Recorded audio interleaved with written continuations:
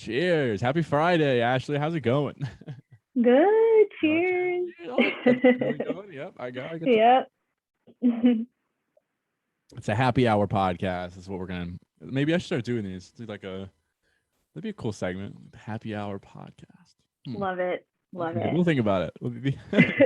The happy hour pod. There's something there. There's a name there. There's a name in there somewhere. It just hasn't come to me yet, but it's coming. Yeah, think about it. Well, thank goodness we can do this. It's nice to be able to work from home and work as we please and do our side work at the same time. It's very, very convenient. I'm assuming you're working from home. Yes. Yeah, yes. It's nice. When did they? Obviously, they changed that during COVID. I'm assuming. Mm-hmm. Does your company have plans of going back at all or anything like that? So we were supposed to go back in September, and now it's been delayed even more. So it's TBD. We'll see when we go back. The good news is that our company, we already had the ability to work remotely or work from home before COVID. They had kind of the structure there. So it was an easier transition for us within our industry than it was for other companies. So I'm grateful for that. But yeah, I've been here for a year and a half at the house. COVID has definitely propelled the work from home era, whether it stays or not. It seems like some companies want you to be back in the office, which me as a young millennial doesn't make sense to me, or Gen X or whatever. I actually don't know what one I am, but yeah, it doesn't make sense. What year were you born? I'm 97. I might be able to tell you. I think I'm actually Gen X. I think I'm actually Gen X, to be honest with you. I'm like the first generation of Gen X. Yeah, I think so. You said 97? Yeah. Wait, you might be Gen Z. Hold on. Did I say Gen X? I meant Gen Z. Gen X is you're like... I'm not 50 years old. I was about to say, yeah, you're Gen Z. You're the first year of Gen Z. Did not mean Gen X. Gen X, I think, are like people 56 years old. Definitely not what I meant at all. Definitely not what I meant. I was going to say, because I'm older than you, but we're not going to discuss that right now. No. Age is just a number. But working from home, it's definitely propelled us to work from home. And I'm someone who I like it. I like it a lot. I can still get my work done. I can do other things.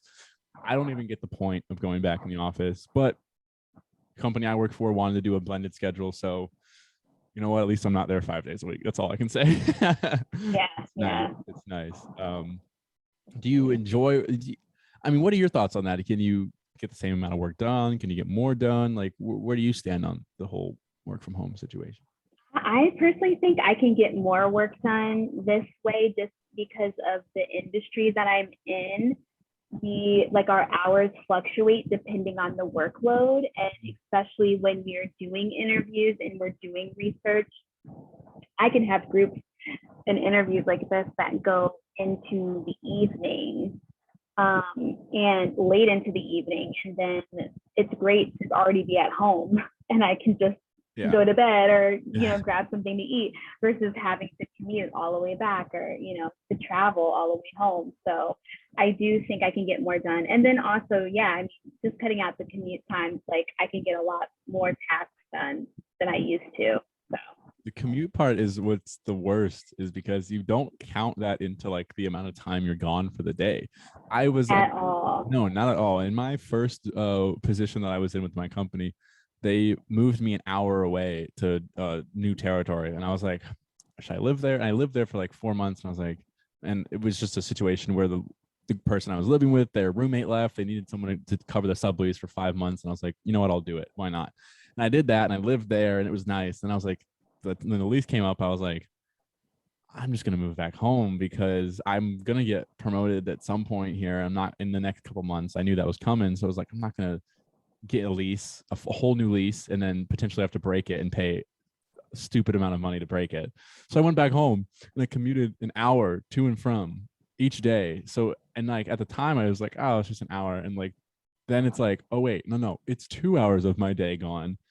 And that just, when you do that and then work 8 hours, it just drains you. I mean, I didn't I didn't want to come back and work on my side work. I didn't want to, I wanted to just nap. I wanted to nap, eat, and then go back to bed. That was all I wanted to do. And yeah, it was very hard for the 3 months I did that commute to come home and work on the side stuff and like then work out and go out and meet friends. It was like it was like something I had to give. It was just so long and hard to do, but it worked out. We only had to do it for a little bit. I don't think I could have done that longer than I did it for. It was ruining too many things. So yeah, hard to do. But yeah, working from home is just the way to go. And I see that you've taken great advantage of that. You're working from home. You've also been working on your page a lot. You've done a lot of different things from the last time we talked. From people that don't know, we actually had a podcast that will never see the light of day, not for any bad reasons, but just because the audio messed up horribly on it. We talked for like an hour and a half. We had a great time, and just the audio wasn't there to back it up. But yeah, it's okay. We're old friends now. It's fine. Yeah, exactly. We get to catch up here and there. It's great. And but no, you've done so much different stuff with your page. One of the things you started, which I noticed and you've mentioned beforehand, like I want to make sure we talk about, is the Palo Raver community. And that's something you've created. So let's talk about that. How about explain to people what that is that are listening that might be interested in it? Yeah. So for anyone, I mean, if you've been living under a box, you may not know, but Peloton is like a home fitness brand. Their headquarters is in New York, but basically it revolves around a stationary bike, but they also offer an app. They have a variety of different workouts that you can do. But they do have like a heavy music presence. They do artist series, and they do have EDM centric workouts. So, and they do like bring in actual EDM artists and do workouts around those. So they've done like a Gorgon City artist series. They've done ones with Deadmau5. They've done ones with Tiesto. So there's definitely like this synergy between Peloton and the EDM community. And I had joined Peloton about 2-3 years ago, and I saw like the similarities between the two communities, like how connected they are, how we bond, and all of those things. And I had done this video about it on my YouTube channel. And then I had also met a lot of people during quarantine in the EDM community who happened to join Peloton. And they're like, oh my gosh, I love it so much. So we decided to create our own community called Pelo Ravers. And so Pelo Ravers, we're, a small but mighty community of 300 ravers, a little over 300 ravers who are also Peloton members. And we just connect on our love of movement and raving and EDM. And we encourage each other. We get together, and we also just love to encourage each other to stay healthy and to get in shape for raves and festivals as well, and just, empower each other to be fit. And yeah, it's great. It's a great community. We have a lot of fun. And the cool thing is it's such a mix of like, we have like people who are OG ravers who kind of like, they don't rave anymore, but they still love the music. And so they still take like all those EDM like workouts. And then we have people who are still in the scene. So it's like a really good mix of people as well. So yeah. Yeah, no, I mean, absolutely. That's such a cool thing. It's something, it's just another thing that the community can get together and bond over, it's so like, that's such a unique thing. Yeah. I mean, a lot of the people I know in the community are fitness, like they're into fitness and they're very fit, but this is like taking it to another level where it's like, hey, because you can kind of like do sessions together, I would think, where you can all be together and like, oh, we're all going to go on at 7:00 and like, oh, we're all riding together and we're all across the country. I don't know. And honestly, it saved me like during quarantine, because we would have group meetups digitally. So we would take a class together, and they actually have a sessions functionality where you can do a class together that way and like see each other on the board. So you can like high five each other and interact with each other that way. So it honestly like really helped me. And Peloton did their own music festival, a digital festival about a month ago, which was really cool. So I think they're going to get more into just like this whole like idea of marrying music and fitness, and it's exciting to see. So yeah. No, yeah, absolutely. And you said you're planning on like actual meetups and stuff as well? Or like Yeah, you guys gonna meet at we are. festivals or stuff like that? We are. So right now we have two, well, I think actually three planned. One's at EDC Las Vegas. We have another one at EDC Orlando, and I think we're planning one for Beyond Wonderland as well. So we have three. Oh, no, that's exciting. Great. Three great festivals as well. Three great festivals. Yeah. I think it's so important for not just ravers, but everyone to be fit and healthy. And I know that's something I've been on a kick on myself lately. I'm like really trying to hit the gym. Granted, if I can go every day, I try to, but sometimes it's every other day. But it's super important, I think, to be, especially for what we do, get fit and be in shape and be healthy, because those 3 days those 3 day festivals are killer sometimes. I mean, you got to have every ounce of healthiness to survive. That was the biggest thing, because I went to Lala recently and I was like, can I survive 4 days? I was so worried that just my endurance level was down, but I was actually surprised, just because I had been working out consistently, that I did okay. And honestly, this community really saved me. Otherwise, I would have been in terrible shape. That's so fun. Yeah, it does pay off to be in shape. Do you have any like post-rave remedies or things that you do to also help with that recovery? Because I know, for like a lot of us, it's not only that like 3 days are rough, it's the 3 days after that can also be very rough. Sometimes a week, depending on what some people do, because we know some people do take stuff that also affects that. But like even with not taking stuff, you're going to be sore and tired. So do you have any recommendations that people might want to do? Oh, for like, like combating just fatigue, you're saying? Yeah, just like with the post rave, you might be sore, you might be tired. Again, like I mentioned, some people might be taking substances that make them a little less more down than usual. And everyone's always thinking of, at least in my group, I always have friends that are like, oh, we did this, we did that. But like, have you found anything that works well for you post rave? So for me, honestly, it's gonna be really cliche, but yoga, like, I don't know what it is. It's just enough blood flow to kind of break up the lactic acid, and then just like the blood in my brain, just like to really just get my body moving. But it's not too much where I'm like exhausted and I can't make it to the festival that day.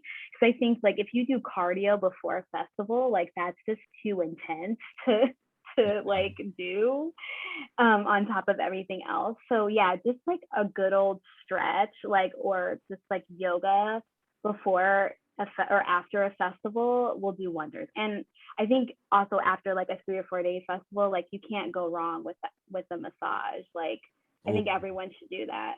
Wow, that sounds amazing. I've never done one of those after a festival, but now I'm thinking about it, I'm like, wow, that might be. Yeah. If I get a little more jingle in my pocket, a massage might be something I would regularly do. That's the thing though, is if I did do that like right now, I would be like, now I have to do it every time. Like I'm not gonna not do it. Like, I know. Budgeting for a massage after my festival. And then just your vitamins. Like I always take, my vitamin D, my vitamin C. Like I stay on top of that throughout. Yeah. I think that's important too. Yeah, no, 100%. Vitamin D alone is something that I didn't know this, or at least from what I've listened to on like Joe Rogan's podcast and stuff, it's actually like a hormone rather than just a vitamin. Like it actually regulates, vitamin D itself regulates a lot in your body and what goes on. And it helps with the other vitamins getting absorbed and stuff in your body. So yeah, that's one of the ones I've stepped up and taking like every day, just because I'm like, you know what? I never thought about it before, but now I might need it more. And then, like you said, vitamin C, I think it's so smart to like preload up on vitamin C before the festival too. Take some extra rather than you normally do. I usually do day of, like on day 1, 2, and 3 in the morning. I have a power pack or a emergency type of drink to go along with it to get those extra vitamins. And then 100% agree with the after, if you can get some extras in there because you might need it. And it usually helps. I've noticed that. I think I was saying sleep for me is another big one. Sleep. It's so like, again, that seems like pretty simple. Like I can get sleep, but then like you have people that again, we take substances and they're up till 4 in the morning. Then they'd sleep 2 hours, wake up and go again. Like that's the reason you get so run down by day 4 is because you're not getting the adequate sleep that you need. And it's something that's a game changer. I've gone to festivals and I get like full 8 hours and I'm ready to go. And I actually don't feel as bad afterwards either.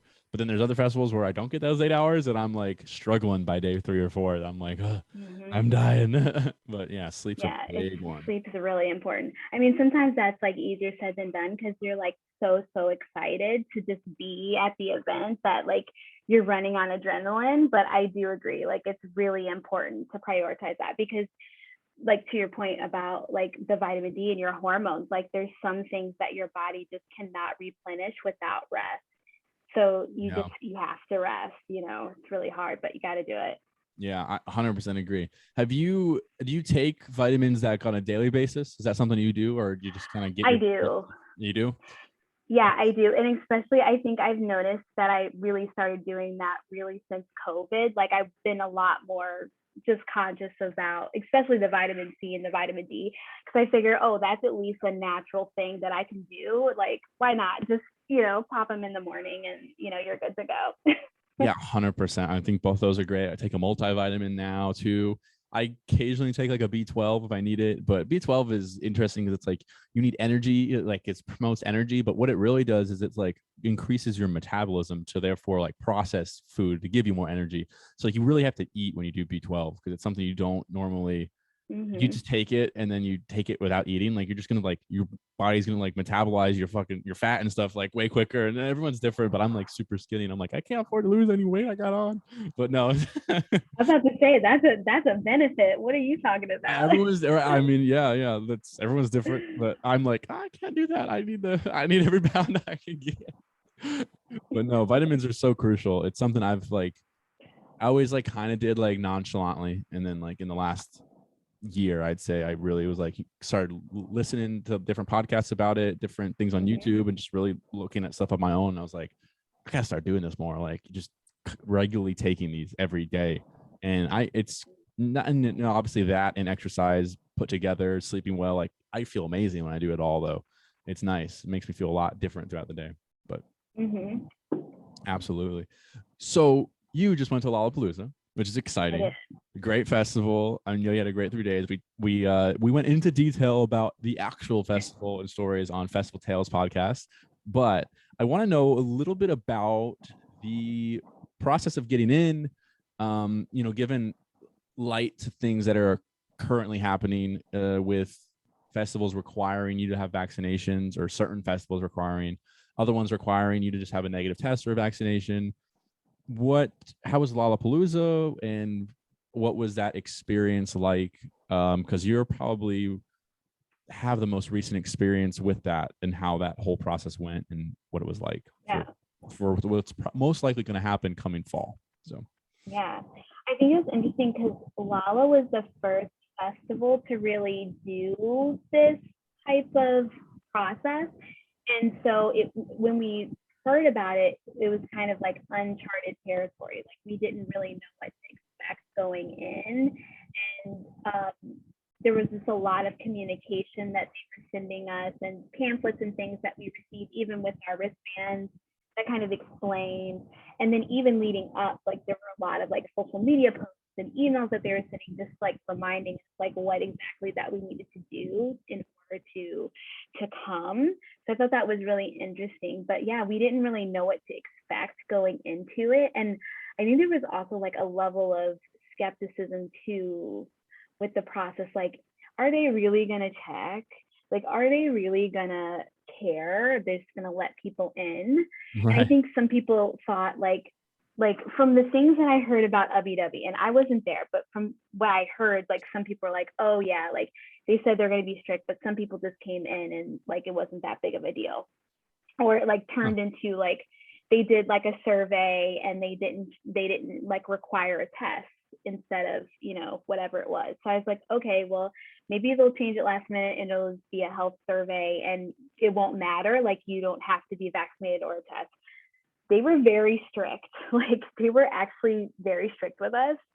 And it was rigorous. And this process did not change across the 4 days, which I thought they were very consistent. But in all of that resulted in us feeling really safe inside the festival, which made us feel a lot better, regardless of if you were vaccinated or not. And I say that because, like, to me, in my opinion, like, I think you should do what you feel is right for you. Me personally, I am vaccinated.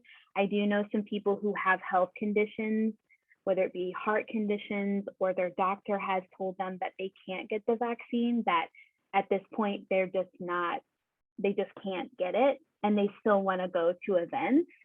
And so this did provide you a way to still go. But I think you can still do it, in a smart way. Yeah. And in the way that they had this set up, I think it was very, like, professional, very proficient, and, like, they stuck to the rules.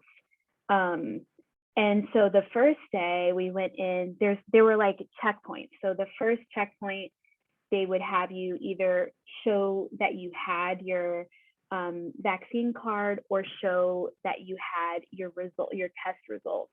So they checked you first there. Then they checked you again at another checkpoint, and they looked at, the details. And then they had a third checkpoint where they really looked they looked at you, they looked at your name, and they really looked at the date and the time that you got the test, or like the date or whatever it may be. So they were really strict. Like, even in my vlog, I say, like, wow, like, they're really strict. But that sounds like it, like, took a long time, but it was actually really, like, quick process. It didn't take us that long to get in. There wasn't a long line, and it went really smoothly. So anyways, I just say that to say, like, because it seems like it was successful, I guess the top cop in Chicago, or the top doctor in Chicago, she came out and said that it wasn't a super spreader event. There were only like 200 cases that resulted out of like the 300,000 people that went, which is like, wow, that's really good in terms of like the positivity rate.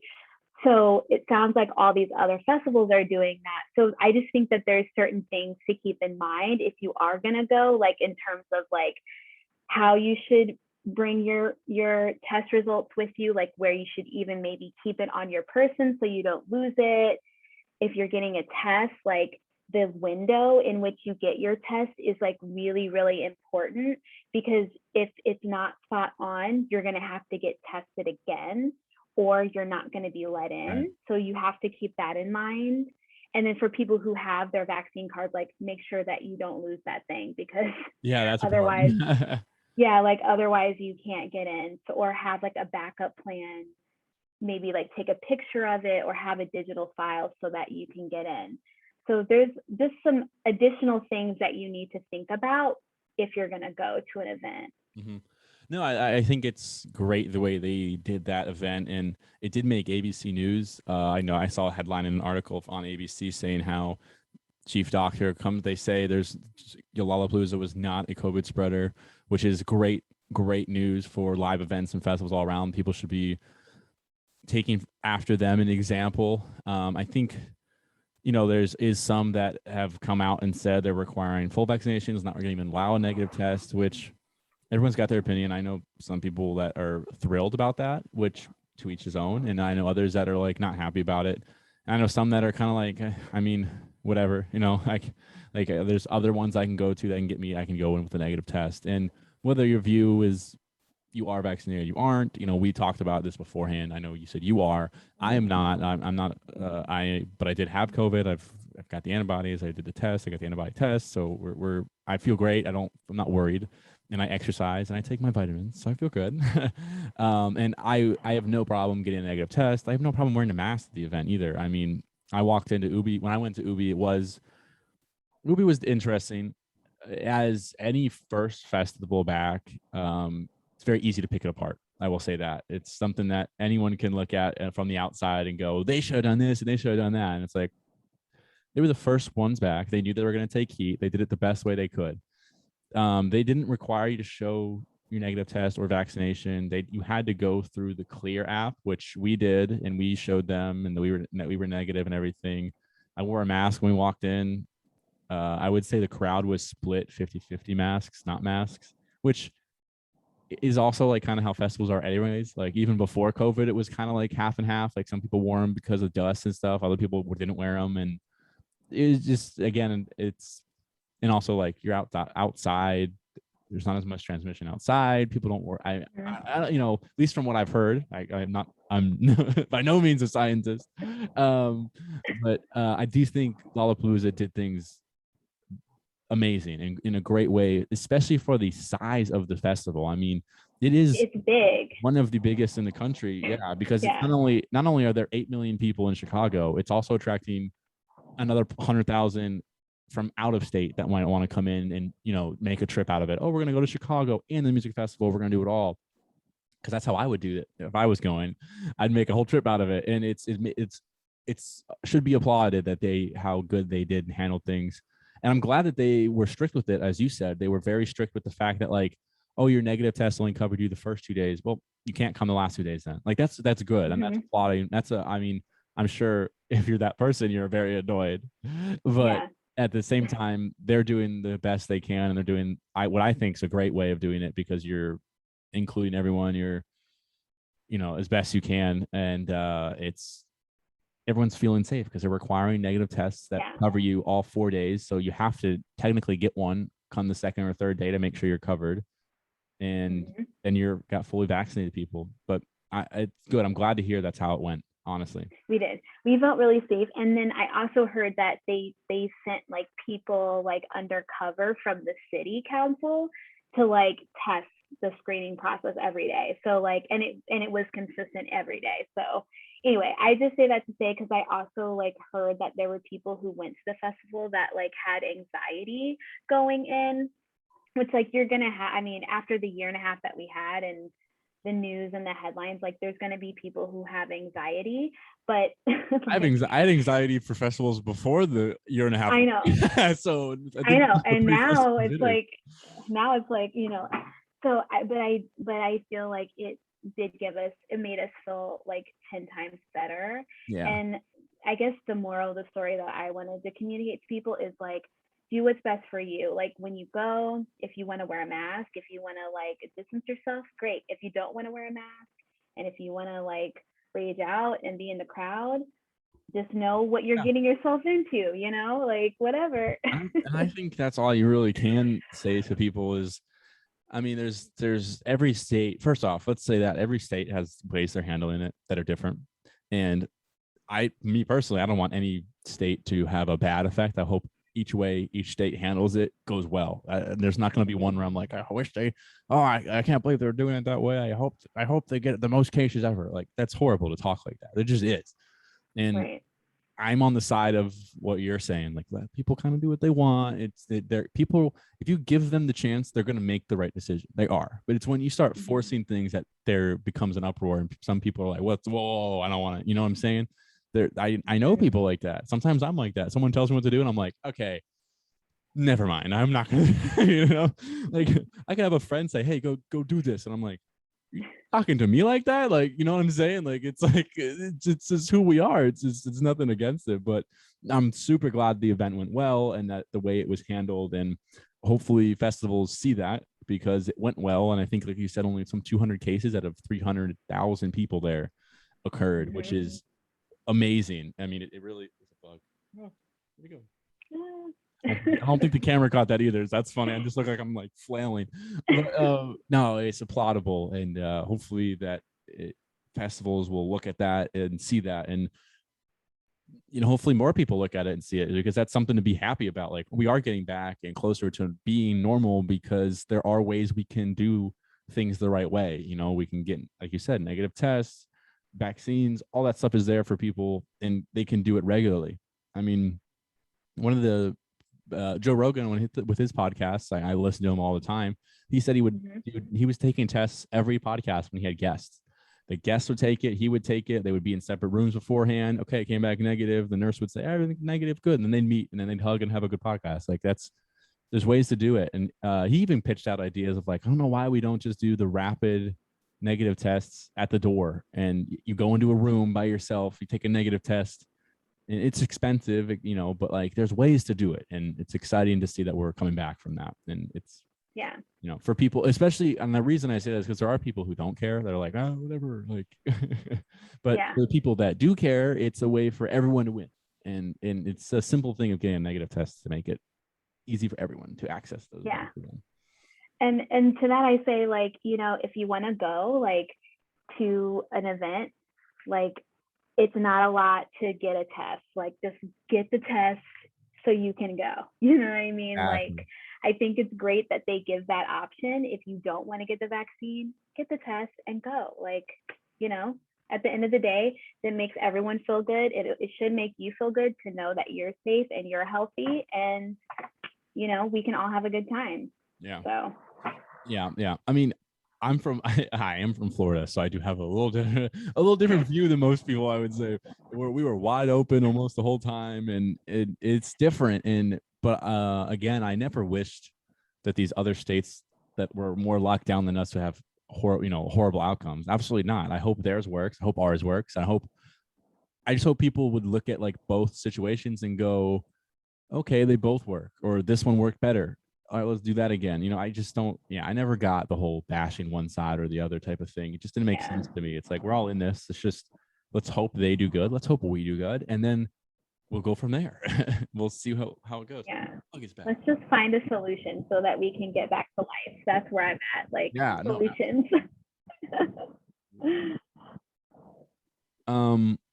Yeah, 100%. It's a very heavy topic right there, but so let's pivot off of that. Let's get something more gracious real quick. I want to know something I brought up last time when we talked, and I want to bring up again, is you always put it together. I see on your Instagram, you put together such great outfits for festivals. And I just want to know, like, where do you come up with the outfits? Do people say, hey, I've got these clothes for you to try, and then you bring them together? Do you make them yourself? Like, what do you do to get those outfits come out the way they do come out? I kind of get inspiration from a variety of different places. Like I love thrifting. So I follow like some thrifting pages that will post, items, and I'll buy things like unique items from there. I also follow a lot of small Rave businesses. Like I love Nomad Candy, Lauren Hutzel. Laura Hutzel's awesome. Shout out Lauren. Had her on the podcast. She's amazing. I mean, she's the queen of festival fashion. I bow down to her. Absolutely. And like Emma and Aid, like they inspire me too. So I look at those queens as well. But I like to like mix and match things. So I don't typically wear a matching set. Like I like to like piece things together. And I also like to do a lot of DIY stuff. So I like to like make pieces and create things and style things together. So I'm kind of an eclectic type of person. It's something I just pull from everything. Something that's so cool for like, because guys, I just feel like there's only so much we can do. Like, oh, I got a crazy pair of shorts. Oh, I got a crazy I got this new tank top. I got this shirt that I cut into a tank top, and the middle part is really cool. Like, there's only like so much we can do. But it's cool to see, like, I think it is, at least, the different outfits that you all put together, because it is like, it's a work of art in its own, because it's like, how did you think to do like this and that together? Obviously, like some things you can just buy, like you said, like some sets you can just buy, but there's other times where I can see like you put it together, like I've seen Aid put it together, I've seen my girlfriend put stuff together, or I'm like, that's really, I didn't see that coming, and it's like, it's interesting. So that's something I can never really do. We'll see. We'll see what happens in fall, but maybe some sponsors come in, maybe I'll start throwing some cool outfits together. But other than that, it's hard for guys to really experience that part of the rave part.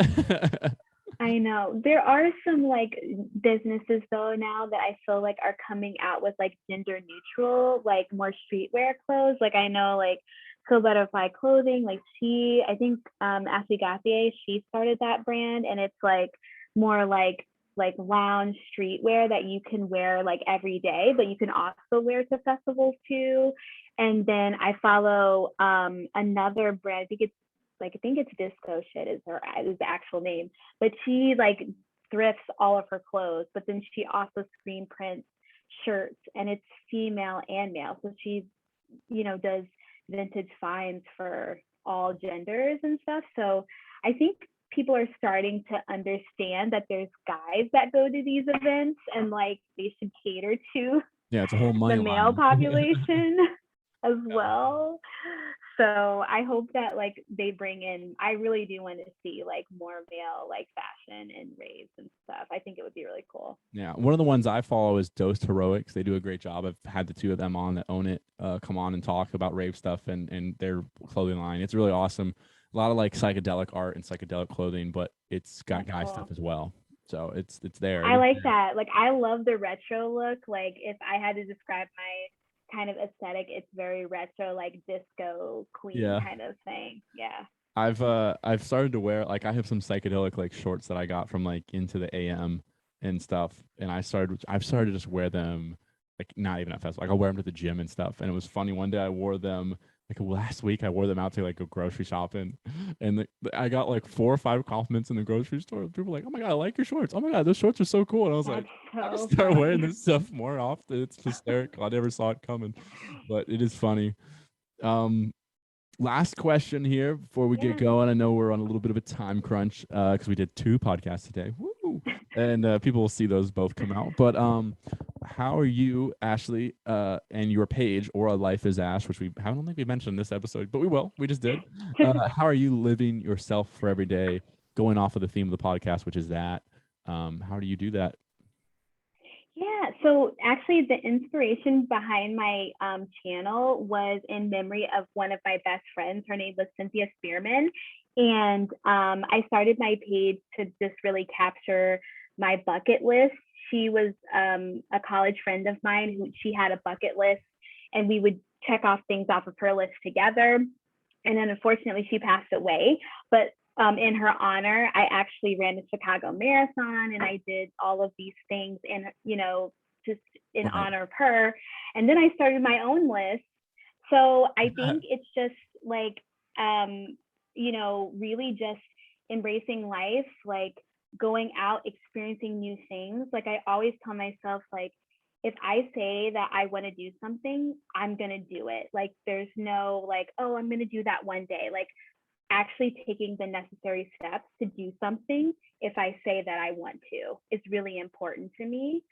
And that's kind of my thing. And then at the end of all my videos, I always say positive self, positive love. Like I'm all about like the good vibes. Like I think I really believe in like the energy that you put out there is what you receive back. Mm-hmm. And so that's, I know, I know it's like very like fluffy, but I really do believe like in like that secret mentality where like the vibe that you put out definitely comes back to you.